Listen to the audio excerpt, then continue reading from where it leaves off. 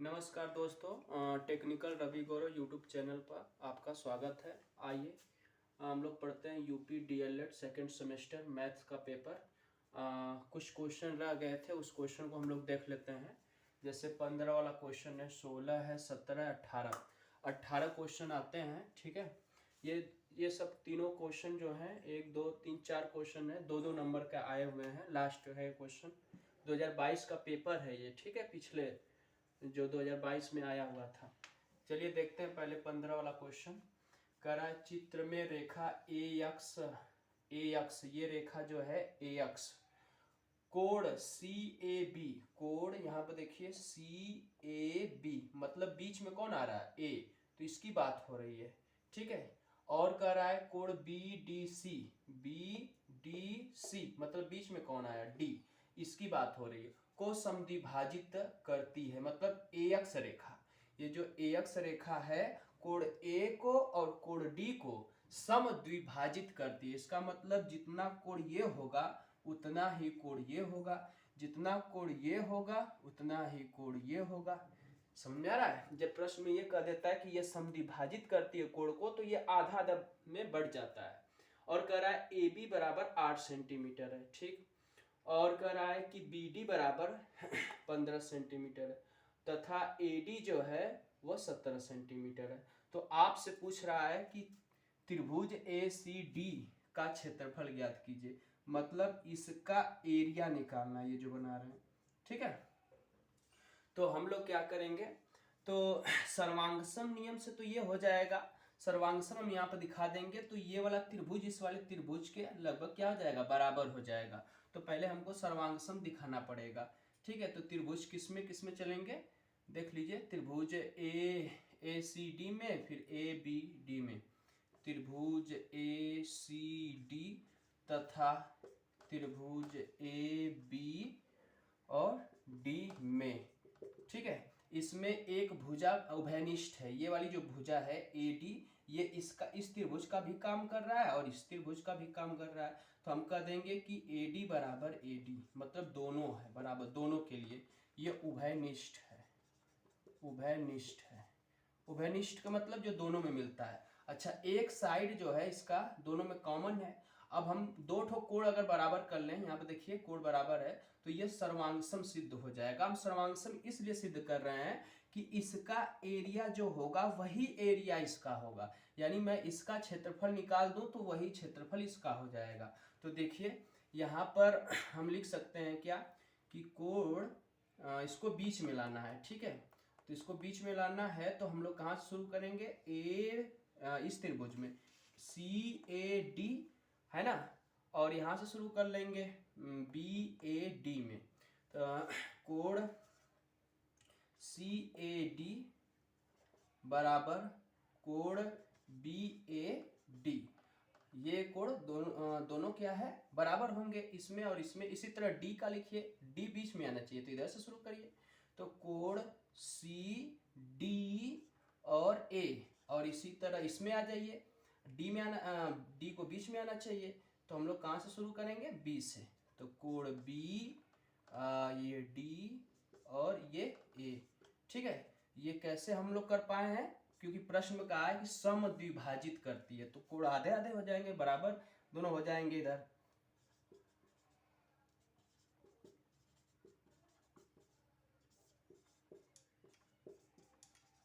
तो हम कह सकते हैं कि मतलब एक साइड बराबर हो गई और दो कोण बराबर हो गए, इसलिए हम कह सकते हैं कि ये त्रिभुज सर्वांगसम है, अर्थात त्रिभुज ए सी डी, ठीक है, त्रिभुज ए सी डी सर्वांगसम है। ठीक है, किस त्रिभुज के, त्रिभुज ए बी डी के।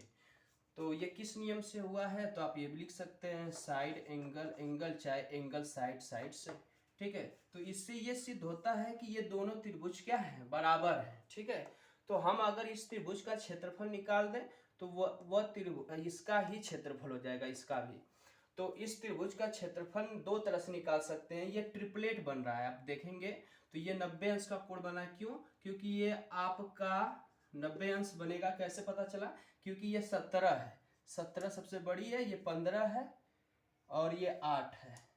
ठीक है, तो ट्रिपलेट में ये होता है कि कर्ण का वर्ग, ठीक है, कर्ण का वर्ग और शेष दो भुजाओं के वर्गों का योग के बराबर होना चाहिए। तो ये हो जाएगा 17 का वर्ग 289 होता है, और इधर 15 का 215 होता है, 225 होता है, और 8 का 64 हो जाएगा। इसको जोड़ेंगे तो इसके बराबर आना चाहिए। तो ये हो जाएगा 9, ये हो जाएगा 8, ये हो जाएगा 2। यानी कि कुल मिलाकर ये हुआ कि ये 90 अंश का कोण बन रहा है। कुल मिलाकर ये समकोण त्रिभुज बन रहा है, ठीक है, ये समकोण त्रिभुज बन रहा है। तो त्रिभुज हम लोग चल रहे हैं किसमें, समकोण त्रिभुज, समकोण त्रिभुज ए बी डी में, ठीक है। क्या लिखेंगे, त्रिभुज ए में, त्रिभुज किसका, क्षेत्रफल, त्रिभुज ए बी डी का क्षेत्रफल। तो समकोण त्रिभुज रहता है तो हम लोग क्षेत्रफल वाला फार्मूला कैसे लगाते हैं, अगर ये समकोण है तो हम लोग लगाते हैं 1/2 आधार गुणा ऊंचाई। इसमें कर्ण से मतलब नहीं होता है तो हम लोग कर्ण नहीं लेंगे, सिर्फ आधार। इसमें किसी को आधार किसी को ऊंचाई मान सकते हैं। ये दोनों बदलते रहते हैं, ये नहीं बदलता है, ये फिक्स होता है। तो समकोण त्रिभुज एबीडी में, है ना, त्रिभुज एबीडी का क्षेत्रफल, त्रिभुज एबीडी का क्षेत्रफल बराबर 1/2, यही लिख सकते हैं, 1/2 आधार गुणा ऊंचाई, ठीक है। तो इसमें आधार क्या हो जाएगा, 1/2, आधार कोई ले लीजिए, चाहे 15 चाहे 8, ठीक है, तो किसी को ले सकते हैं आधार। तो यहाँ पर हम 15 ले लेते हैं, और ऊंचाई मान लीजिए 8 है, तो इसको कटा दीजिए 2 से। कुल मिला के कितना आ गया, 15 चौक को 60, और ये किसमें था, सेंटीमीटर, तो सेंटीमीटर स्क्वायर हो जाएगा, ठीक है। तो ये 60 सेंटीमीटर स्क्वायर किसका क्षेत्रफल आया, इसका आया। तो यही क्षेत्रफल इसका भी होगा, क्योंकि ये दोनों इक्वल है सर्वांग सम से, ठीक है। तो हम यहाँ पर लिख सकते हैं त्रिभुज एसीडी का क्षेत्रफल, त्रिभुज एसीडी का क्षेत्रफल बराबर किसके क्षेत्रफल के हो जाएगा, त्रिभुज ए बी डी का क्षेत्रफल। तो ए बी डी का क्षेत्रफल तो 60 आया है, तो इसका भी उतना ही हो जाएगा। त्रिभुज ए सी डी का क्षेत्रफल बराबर, आप चाहे तो यहाँ से ये लिखे थे, आप यहाँ से 60 सेंटीमीटर स्क्वायर लिख सकते हैं। अच्छा, एक रास्ता और था इसमें क्षेत्रफल निकालने का। आप चाहे तो यहाँ से हीरोन फार्मूला लगा सकते थे। इसमें आप चाहे तो हीरोन फार्मूला, ये जो होता है कर्णी में यस यस माइनस ए, यस माइनस बी और यस माइनस सी वाले भी फार्मूले से आप चाहे तो इसका क्षेत्रफल निकाल सकते हैं, ठीक है। चलिए अगले क्वेश्चन पर चलते हैं। तो इसका आंसर जो आएगा 60 सेंटीमीटर स्क्वायर आएगा, इसका भी और इसका भी, लेकिन पूछा है इसका तो हम लोग इसके बराबर 60 लिख देंगे। चलिए अगले क्वेश्चन पर आते हैं।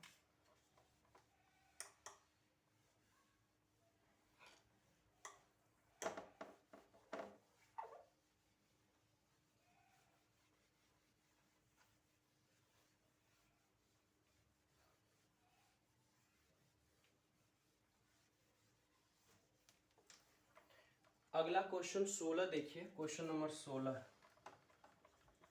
क्वेश्चन नंबर 16 में क्या कह रहा है, ध्यान से देखिए।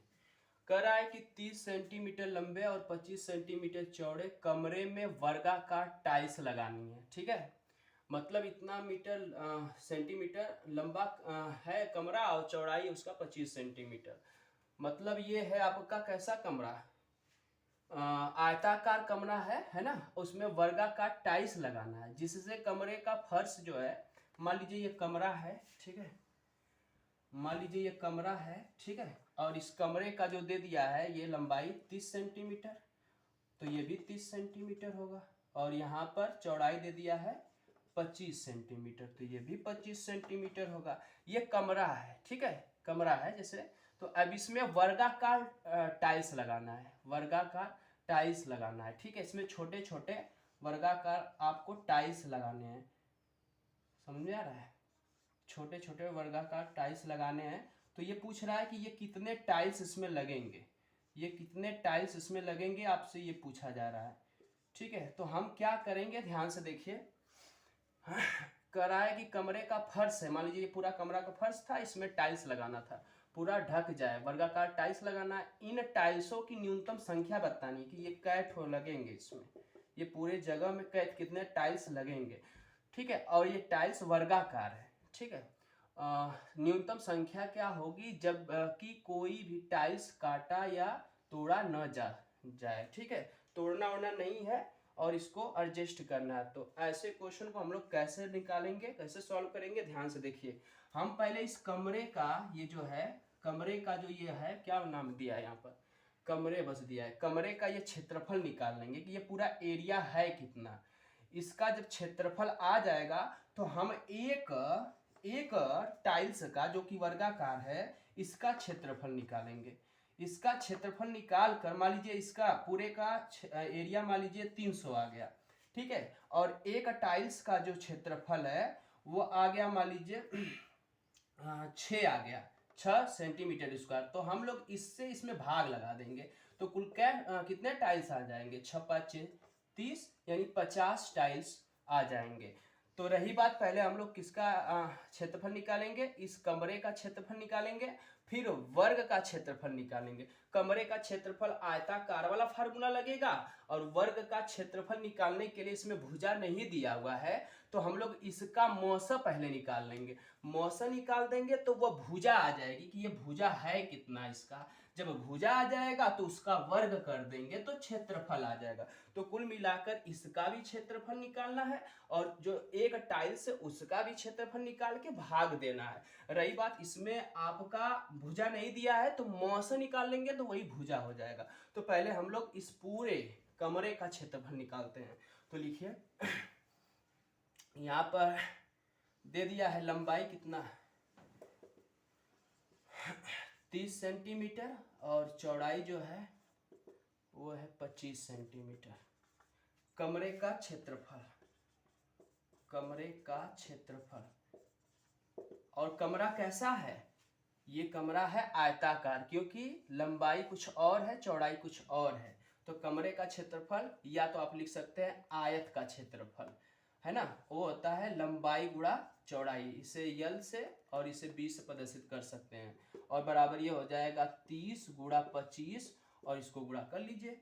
तो यहाँ पर कमरे का क्षेत्रफल कितना आ जाएगा 25 × 75, जीरो लगा दीजिए, इतना सेंटीमीटर स्क्वायर। मतलब ये जो है 750 इस पूरे बड़े से कमरे का जो है एरिया निकल गया। ठीक है, यहीं पर टाइल्स लगाना है। अब आते हैं वर्ग वाले पर। तो वर्ग क्यों कह रहे हैं, क्योंकि जो टाइल्स है वो वर्गाकार है। तो एक टाइल्स की हम निकालेंगे क्षेत्रफल, उससे पहले हम निकालेंगे भुजा। तो भुजा कैसे निकलेगी, इसका और इसका मौसा निकालेंगे। ठीक है, तो मौसा कैसे निकालेंगे, 30 और 25 का मौसा, 30 और 25 का मौसा। आप चाहे तो भाग विधि से निकाल दीजिए या तो गुणनखंड विधि से निकाल दीजिए इसको। ठीक है, तो इसका मौसा देखते हैं हम, 30 में 25 का भाग लगा देते हैं, भाग विधि से देख लीजिए, 25 से कम 25 और यहाँ पर आ गया 5। अब इस 5 से इसमें भाग लगाएंगे तो कितने बार में कट जाएगा, 5 बार में, और ये कट गया तो मौसा ये हुआ। तो मौसा कितना हुआ, मौसा आपका 5 हुआ। लेकिन ये जो मौसा है ये वर्ग का भुजा कहलाएगा। वर्ग का क्या कहलाएगा, यानी टाइल्स जो वर्गाकार टाइल्स है इसकी भुजा कहलाएगी। तो यहाँ पर हम लिख सकते हैं कि वर्गाकार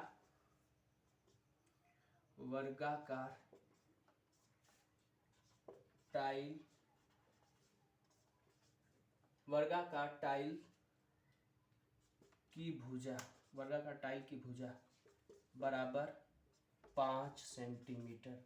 तो एक टाइल्स का क्षेत्रफल, एक, क्योंकि एक का निकालेंगे तभी तो आप भाग लगाएंगे इसमें, एक वर्गाकार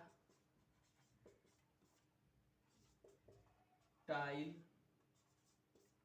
का क्षेत्रफल, और ये होता है भुजा स्क्वायर, क्योंकि वर्ग का क्षेत्रफल होता है भुजा स्क्वायर। और भुजा आप क्या निकाले हैं, भुजा आप निकाले हैं 5, तो 5 का वर्ग कर दीजिए बराबर 25 सेंटीमीटर। यानी कुल मिलाकर ये निकल के आया कि एक टाइल्स का जो क्षेत्रफल, जो जगह घेरेगा वो 25 सेंटीमीटर स्क्वायर स्थान घेरेगा। मतलब एक वाला जो टाइल्स है वो 25 स्थान घेरेगा, तो इसी तरह सब घेरेंगे, तो वो कुल कितने टाइल्स होंगे, तो आप इसमें भाग लगा दीजिए 25 का, कुल टाइल्सों की संख्या निकल जाएगी। चलिए देखिए,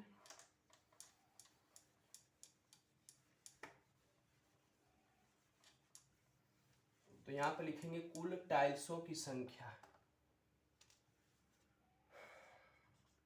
कुल टाइल्सों की संख्या बराबर क्या लिखेंगे, कमरे का क्षेत्रफल, कमरे का क्षेत्रफल में किससे भाग लगाएंगे, एक वर्गाकार, हाँ एक वर्गाकार टाइल का क्षेत्रफल से भाग दे देंगे। तो ये बराबर में लिखना है यहाँ पर, और फिर इसके बाद आप बताइए कमरे का क्षेत्रफल कितना आया था, 750, और इसमें आप किससे भाग लगा दीजिए, 25 से। तो 25 से भाग लगा देंगे तो 25 दिया 75, ये 3 और 0 लगा दिए, 30 टाइल्स आपको लगाने पड़ेंगे। कितने टाइल्स लगाने पड़ेंगे, 30 टाइल्स इसमें लगाने पड़ेंगे। तो अगले क्वेश्चन पर चलते हैं। नेक्स्ट अगला क्वेश्चन देखते हैं 17, क्वेश्चन नंबर 17 पर आइए। क्वेश्चन नंबर 17 पर चलते हैं। 17 को देखिए, क्वेश्चन नंबर 17 में कह रहा है कि यदि x माइनस 1/x बराबर 3/2 तो आपको इसका मान ज्ञात कीजिए। इसका मान ज्ञात करना है, ये तो आपका पहले से था। तो चलिए पहले क्या दिया हुआ है 17 में लिख देंगे, दिया है x माइनस 1/x बराबर 3/2, लेकिन आपको निकालना है ये, इसका मान निकालना है। तो ये इसमें देखिए हो क्या रहा है, इसके पावर 2 है, इसके पावर 2 है, इसका मतलब इसका हम दोनों पक्षों का वर्ग कर दें तो 2 आ जाएगा। अगर इसी पर 3 रहता, 3, तो हम लोग दोनों पक्षों का घन करते, लेकिन यहाँ पर हम दोनों पक्षों का क्या करेंगे, वर्ग। दोनों पक्षों का वर्ग करने पर, क्यों वर्ग कर रहे हैं, क्योंकि इस पे 2 लगा हुआ है। अगर 3 लगा होता तो हम कहते हैं दोनों पक्षों का घन करने पर। तो चलिए x माइनस 1/x पूरे पर वर्ग लगा दीजिए, और 3/2 पर तो पूरे पर लगा दीजिए, और ये वाला फार्मूला लग गया a माइनस बी का होल स्क्वायर। याद होना चाहिए a square plus B square minus 2ab होता है।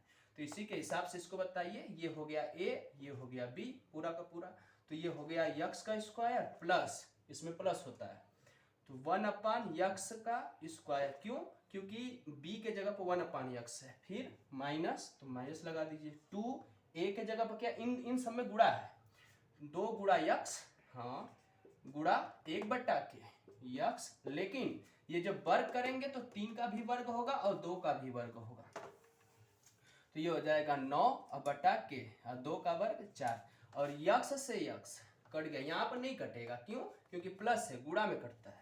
तो ये हो जाएगा x स्क्वायर प्लस 1 का वर्ग करेंगे तो 1, और x का भी वर्ग होगा x स्क्वायर, माइनस कितना हो जाएगा, 2 का गुणा 1 में कर लीजिए, 2 बराबर 9/k 4। हमको इसका मान चाहिए तो इसको उधर भेज दीजिए, सिर्फ इसका मान चाहिए, तो यहाँ से हो जाएगा x square plus 1/x square बराबर 9/k 4 प्लस 2, यहाँ से लसा ले लीजिए, तो लसा क्या हो जाएगा, लसा 4 हो जाएगा।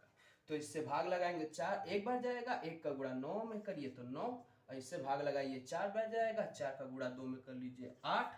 तो कुल मिला के कितना आ गया, x स्क्वायर बराबर 8 9 17 हो जाएगा, 17/k 4, ये आपका आंसर है। ठीक है, तो इस तरह आपको 2 नंबर मिल जाएंगे अगर आप ऐसे लगाएंगे तब। अगले क्वेश्चन पर आते हैं, क्वेश्चन नंबर 18 पर।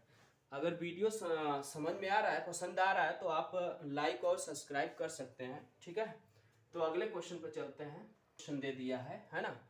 तो क्वेश्चन नंबर 18 में क्या बोल रहा है, ध्यान से देखिए।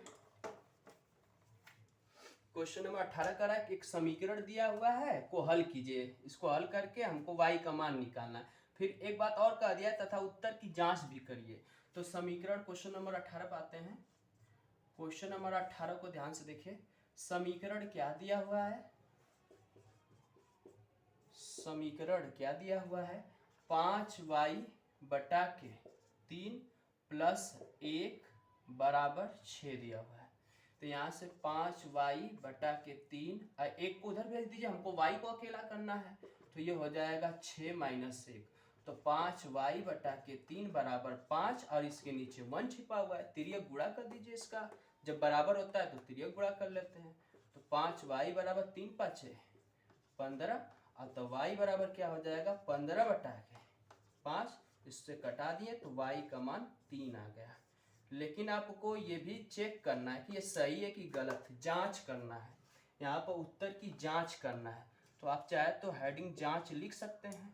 जांच के लिए कैसे करेंगे, इस y का मान आप इसमें रखिए 6 आना चाहिए, तो इसको कहेंगे बायां पक्ष, है ना। अब इसको हल करेंगे तो 6 आना चाहिए, ठीक है। तो बायां पक्ष क्या है, बायां पक्ष है 5y प्लस 1, 5y बाई में 3 और बीच में है आपका प्लस और यहाँ पर 1। अब इसमें y का मान रखिए और 6 आना चाहिए। y बराबर 6 रखने पर, सॉरी y बराबर 6 नहीं, y बराबर 3 रखने पर और 6 तो आना चाहिए। तो यहाँ पर रखते हैं 5, यहाँ पर गुणा है और y का मान 3 और नीचे क्या है 3 प्लस 1। तो 3 से 3 कट गया, यानी ये मिला 5 और धन 1, कुल मिला के 6 मिल गया, जिसे हम कहते हैं दायां पक्ष। जिसे क्या कहेंगे, दायां पक्ष। तो बायां पक्ष दायां पक्ष के बराबर आ गया। तो इस तरह हम जांच कर लिए, ठीक है। तो इस तरह आप करके आएंगे तो 2 नंबर इस पर भी मिल जाएगा, ठीक है। तो इस प्रकार ये 2022 का जो क्वेश्चन था मैथ का आया हुआ था 18 क्वेश्चन, हम पूरा सॉल्व करा दिए। अगले वीडियो में हम लोग अगले मतलब 2021 या 20 का पेपर सॉल्व करेंगे। धन्यवाद।